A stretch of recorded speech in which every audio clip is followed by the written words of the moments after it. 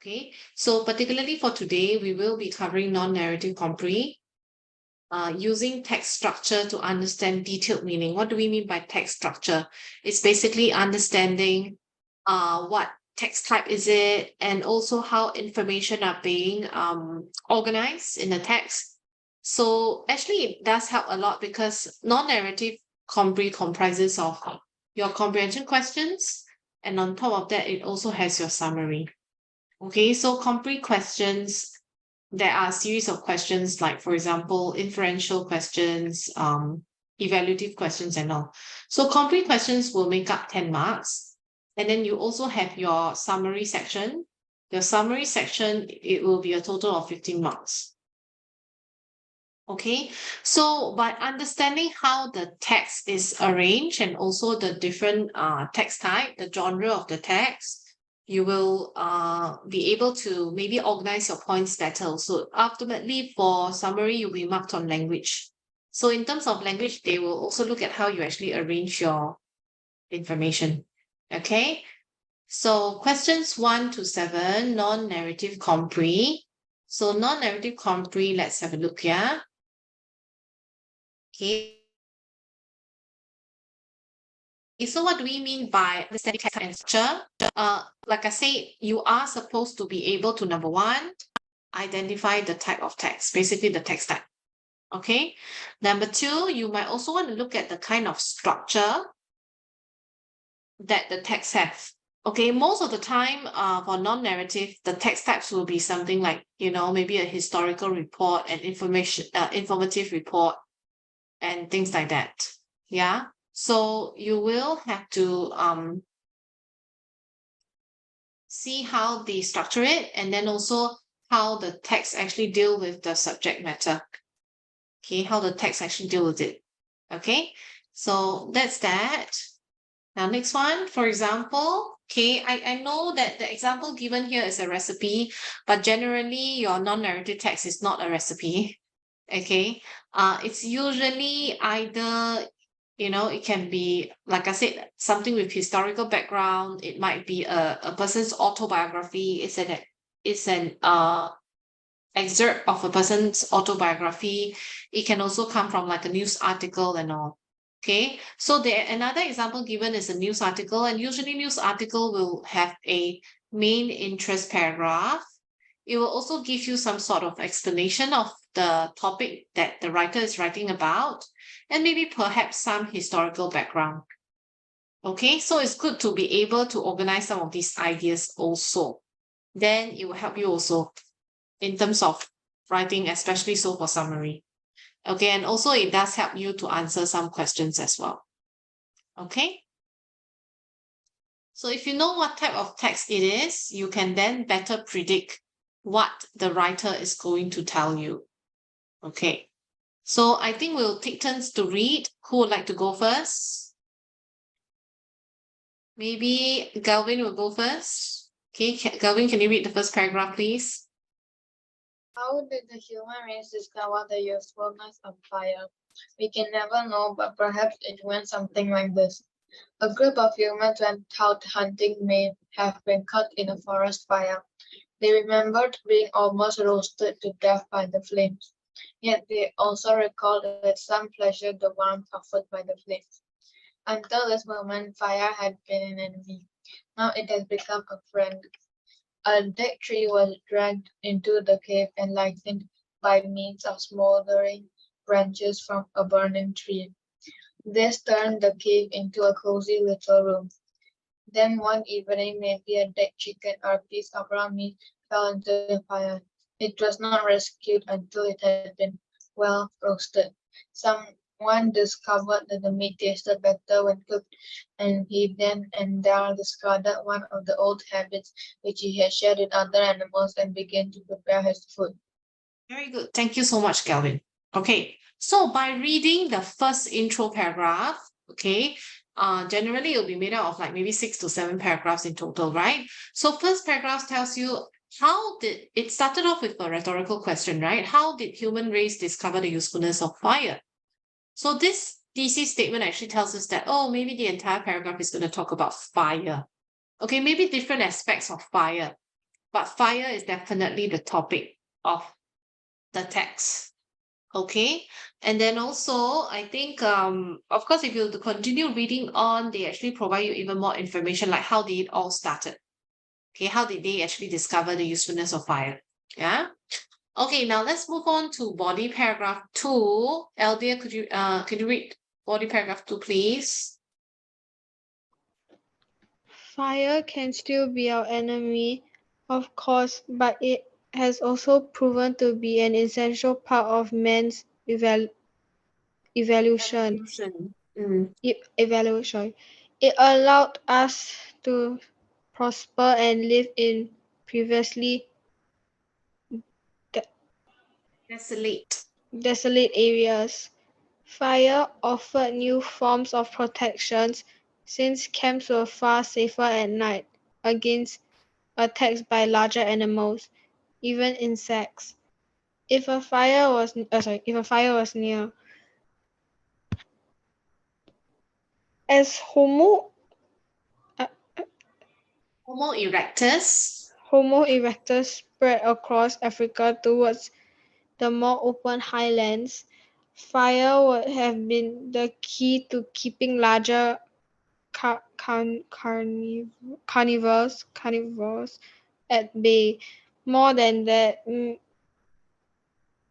man was able to use the animal's instinct to run from fire in order to hurt animals or smoke out game from forests. A much more recent use of fire in the grand scheme of things is in Agriculture. agriculture through slash and burn farming. Setting fire to a particular amount of land in order to plant crops there is extremely effective, as it transfers the nutrient from the burned plant matter into the soil.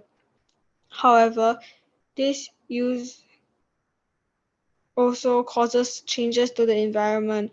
Large fire affects local climate and can damage air quality across countries. Very good. Thank you so much, Eldia. Okay, so again, I think there are some more scientific words like Homo erectus. Actually, Homo erectus is considered an extinct species of archaic human. So before actually for us, right, our species, we are actually called Homo sapiens. Okay, Homo sapiens is our scientific name. Homo erectus is actually human, but it's more of like an archaic form. Means like in archaeology, we are actually considered extinct. Those are like really our ancestors. When like, I think the word erect means when you stand upright. So Homo erectus, because most carnivores, like animals, they usually travel on fours. But human, we are able to, stand on two. So yeah, so that's basically it. Yeah. Okay. So desolate areas means places that are, not so developed. And I think any other things, yeah, mostly. So this entire paragraph is about it's more about fire, and also how it actually helps to raise awareness to us that it is actually helpful. Partly, they talked about slash and burn farming to help plant crops. Basically, it makes the soil more fertile, and then the nutrients from burn plant matter can also help to put in the soil. Yeah. But however, because the paragraph started with the topic sentence, fire can still be our enemy. So eventually, if you notice, this paragraph also ended off with how fire can cause change to the environment, how the large fire actually affects local climates, how it actually damaged the air quality as well. Okay. So that's that. Yeah. Okay, now we're going to move on to paragraph 3. Back to Galvin. The most common use of fire even today is in cooking. The cooking of meat makes it far easier to chew and also can eliminate bacteria and other disease-causing agents.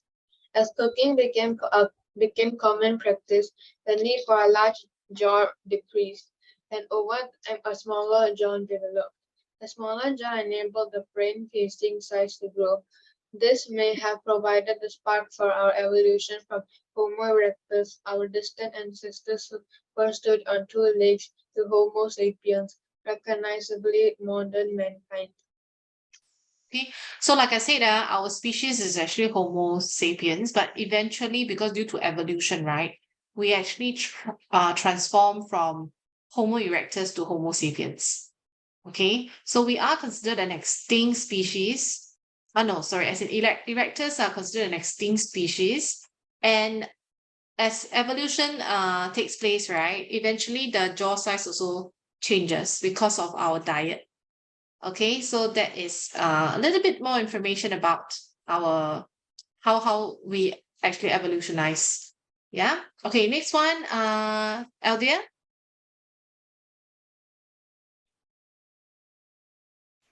The use of fire directly enabled the expansion of mankind throughout the world.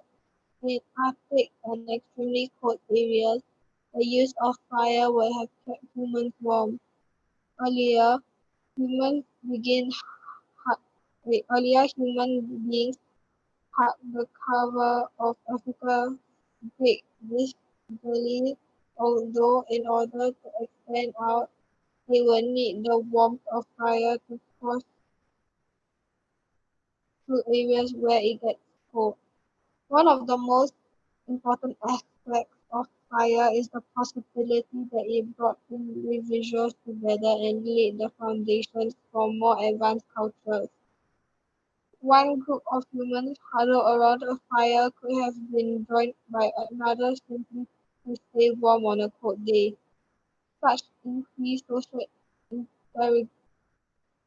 integration Integration. could have been but led to speech, new methods of hunting, and a variety of other advances. Yeah. Okay, so it is actually trying to tell us how human also transform because of fire, right? Then there will be like, people huddling together, means they come together and get close together. So when they keep warm together, it actually increases the kind of social interaction. And maybe when people hug together and all, they are then more likely to be prompted to speak, right? They are supposed to use um their language to interact. So that's how they realize that maybe that's how speeches develop. That's how language is developed, because people have to find a way to communicate with one another. Okay, so then a variety of other advances as well. Okay, next one. With the use of fire, With the Galvin. With the use of fire, new forms of tool making were possible. Wooden tools became far more important through fire treatments, as they now could be harnessed into much more effective weapons. Since then, we have refined our use of fire, such as a technical application. Smelting, for example, was a hugely important industry in the development of civilization, as were the commercial implications of burning gas for heat. Fire was one of the most significant advances in the history of mankind. It allowed humans to alter the environment around them more directly. Very good. Thank you so much, Galvin.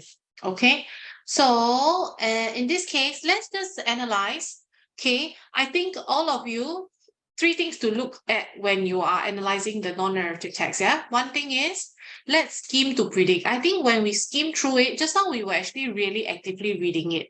Okay, in exams, you might just want to read the questions first, the complete questions on the next few pages, and the summary question.